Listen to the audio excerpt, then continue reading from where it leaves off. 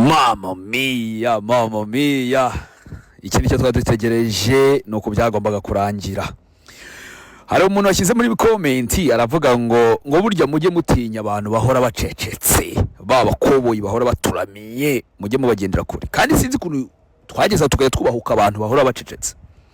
Murabyibuka kera turi muri primaire tunakora rwose ubundi byara byaraga rucecetse twarutinyaga. Kuko ntago wabuze ikintu cyo kugutegurira. Ntago wazi impamvu gituma yirwa ruceceka. Ni gute abandi birwa bikomanga mu gatuza cyane cyo kikabihora kikajya kicecetse kikituriza.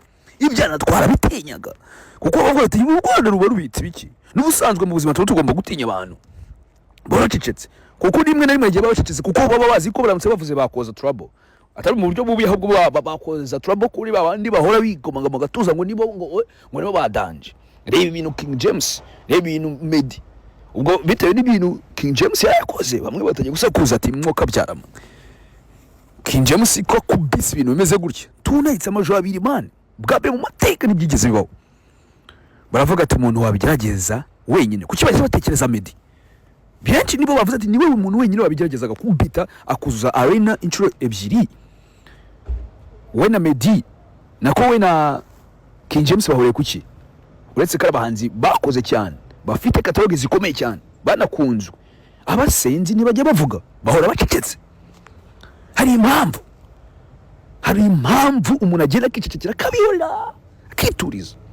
Kuko mwishyamba gurya wa mugani nta ntare ishaka kuvuga ati ngo ni njewe ngo muntinye mwishyamba wa mugani. Ibi bintu bitekereje niko bimeze. Ntibibaho ko inyamaswa cyangwa se nibiziki ifite power yagenda ikajya kubwira izindi zisigaye ngo ni muntinye. Intare ntibyuka ngo igende ije kuhira ha mu mihari kubitizi ifate imponge kubita hasi ifate ikubite imbwa nivuga bajugunye muri gereza kugira ngo yerekane iki kari intare wapi. Intare agenda ikaryama hariya, inyamaswa zose zakumva zabwirwa yuko intare iryamye muri kiriya gihuru nanubwo zahegera ntizishobora. King James yongeye agaragaza yuko mujye mutinya ibyana biba bituje man. Umuntu atuza kicicigera King, ariko n'ubundi twe tubizi ko yabikora, ariko ibingiye yarenze. Ibaze kuzuza arena amajoro akurikiranye man. Noneho performance yaraduhaye n'ibindi bitabaho.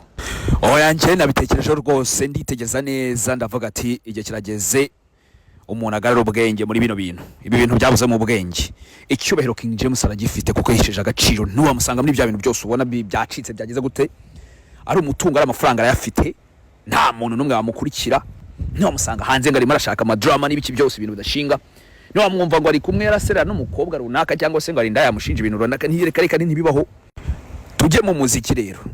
Mwiboneye bira bikuta byahiraga hejuru muri arena kuri ceiling bikamanuka kuri floor biriho indirimbo zose yagiye akora. Bro, none nakoze zoom ndasoma, noneho cyantungwe nuko nasanze izo ndirimbo zose nta nemwe isa ninde. King James sinzi.